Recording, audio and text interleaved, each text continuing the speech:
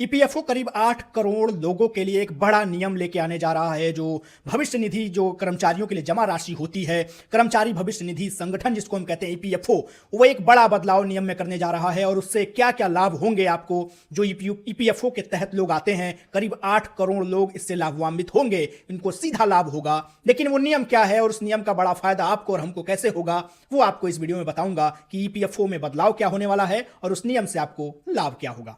सबसे पहले देखिए, ईपीएफओ करीब 8 करोड़ अंशधारकों के लिए ईज ऑफ लिविंग की दिशा में क्रांतिकारी बदलाव करने वाला है।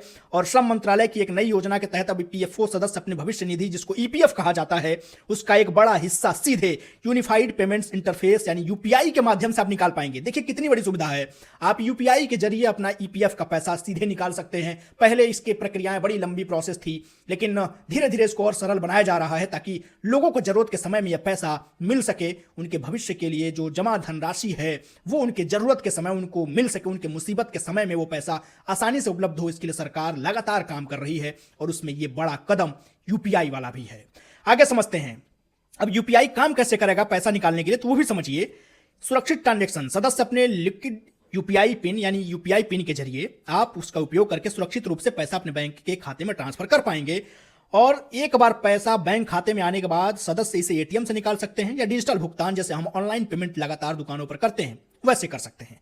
फ्रीजिंग मैकेनिज्म भी है। सुरक्षा और भविष्य की बचत सुनिश्चित करने के लिए ईपीएफ राशि का एक हिस्सा फ्रीज रखा जाएगा, यानी कि पूरा पैसा एक साथ नहीं निकाल पाएंगे, जबकि शेष बड़ी राशि निकासी के लिए उपलब्ध होगी। कुछ पैसा सरकार उस अकाउंट में रखेगी ताकि आप पूरा पैसा ना निकाल पाए। नया नियम क्या है, नए नियम में खास बात क्या है, इसमें न्यूनतम बैलेंस के लिए सदस्यों को अपने खाते में कुल योगदान का 25% का जो हमेशा न्यूनतम शेष के रूप में बनाए रखना होगा, यानी कि 25% आपके अकाउंट में हमेशा पैसा बना रहेगा।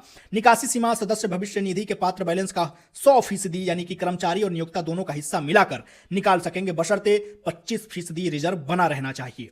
ब्याज का लाभ भी इस 25% राशि को सुरक्षित और रखने का उद्देश्य यह भी सुनिश्चित करना है कि सदस्यों को 8.25% की वर्तमान ब्याज दर और कंपाउंडिंग का लाभ मिलता रहे, जिससे सेवानिवृत्ति के समय एक बड़ा कोष भी जमा हो सके। तो यूपीएफओ का यह बड़ा कदम है। ईपीएफ का पैसा आप सीधे यूपीआई के जरिए, अपने बैंक अकाउंट के जरिए, अपने एटीएम के जरिए निकाल पाएंगे। ये बड़ा बदलाव सरकार की तरफ से होने जा रहा है अप्रैल के महीने से।